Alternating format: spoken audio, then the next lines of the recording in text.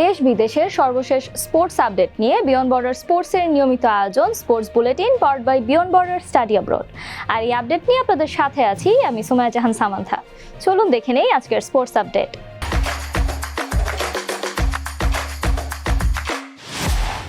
থাইল্যান্ডে অনুষ্ঠিত 2026 Asia cup world ranking টুর্নামেন্টে পুরুষ দলের কম্পাউন্ড ফাইনালে ভিয়েতনামকে হারিয়ে স্বর্ণপদক জিতেছে বাংলাদেশের আর্চারি দল, যেখানে দলের হয়ে নেতৃত্ব দিয়েছেন নেওয়াজ আহমেদ রাকিব। সাফ অনূর্ধ্ব 20 চ্যাম্পিয়নশিপে ভারতের সঙ্গে 1-1 গোলে ড্র করে সেমিফাইনালে উঠেছে বাংলাদেশ। ম্যাচে প্রথমে ভারত এগিয়ে গেলেও ফাহিমের গোলে সমতায় ফেরে বাংলাদেশ। এছাড়া এই ড্রয়ের ফলে সমান 4 পয়েন্ট পেলেও গোল ব্যবধানে পিছিয়ে গ্রুপ রানার্স আপ হয়েছে বাংলাদেশ এবং গ্রুপ চ্যাম্পিয়ন হয়েছে ভারত। বিশ্ব কারাতে ফেডারেশনের ইউথ লিগে জুনিয়র কাতা এবং ঊর্ধ্ব 61 কেজি কুমিতে 2টি ব্রোঞ্জ পদক জিতেছেন বাংলাদেশের আদম চৌধুরী। ফলে এ সাফল্যে WKF পদক জয়ী বাংলাদেশের প্রথম কারাতেকা হিসেবে অনন্য এক মাইলফলক অর্জন করেন তিনি। বিপিএলে অংশ নেয়া ফ্র্যাঞ্চাইজি ঢাকা ক্যাপিটালসের খেলোয়াড়দের বকেয়া পারিশ্রমিক পরিশোধ না করায় কঠোর অবস্থানে যাচ্ছে বিসিবি।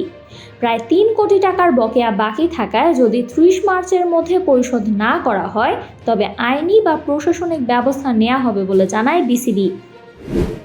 অ্যামেচার চ্যাম্পিয়ন্স ট্রফিতে টেক রিপাবলিককে 1 উইকেটে হারিয়ে শিরোপা জিতেছে প্রথমবার অংশ নেয়া ঢাকা নবাবস।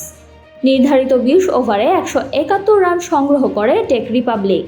তবে শেষ ওভারে অধিনায়ক সালেহিন নাহিয়ানের ব্যাটিংয়ে জয় নিশ্চিত করে দলটি।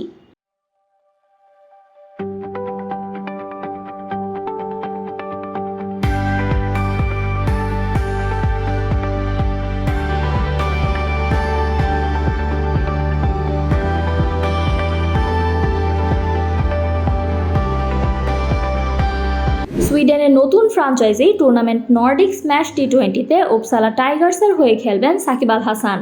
ড্রাফটের আগেই দলে নেওয়া হয়েছে তাকে। এছাড়া টুর্নামেন্টের উদ্বোধনী ম্যাচ অনুষ্ঠিত হবে আগামী 15 জুন। আন্তর্জাতিক ও ঘরোয়া ক্রিকেট থেকে অবসর নেয়ার পর যুক্তরাষ্ট্রের মেজর লিগ ক্রিকেটে সান ফ্রান্সকো ইউনিকর্নসের সঙ্গে চুক্তি করেছেন রবিচন্দ্রন অশ্বিন। এছাড়া নতুন দলে তার সতীর্থ হিসেবে থাকবেন পাকিস্তানের হারিস রৌফ। আইপিএলে খেলার সুযোগ পেয়েও তা প্রত্যাখ্যান করেছেন ইংল্যান্ডের 3 cricketer Ben Duckett, Jamie Smith ও জশ টাং। দিল্লি ক্যাপিটালসের হয়ে খেলার জন্য নিলামের দল পেলেও জাতীয় দলের প্রস্তুতি ও ফিটনেসের সময় দিতে সরে দাঁড়িয়েছেন ডাকেট। অন্যদিকে বদলি হিসেবে প্রস্তাব পেয়েও ইংল্যান্ডে সময় কাটানোর সিদ্ধান্ত নিয়েছেন স্মিথ এবং টাং। মিয়ামি ওপেনের ফাইনালে কোকো গফকে হারিয়ে শিরোপা ধরে রেখেছেন সাবালেঙ্কা। ইন্ডিয়ান ওয়েলসের পর মিয়ামি জিতে সানশাইন ডাবল সম্পন্ন করলেন 27 বছর বয়সী সাবালেঙ্কা। পিএসএলে রাওয়ালপিন্ডির বিপক্ষে 5 উইকেটে জয় পেয়েছে শরীফুল ইসলামের দল পেশোয়ার জালমি।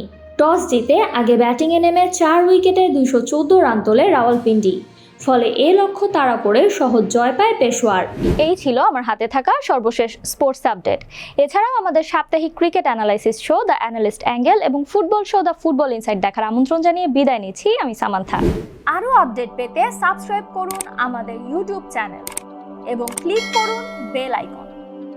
ফলো করুন টিকটক ও ফেসবুক পেজে।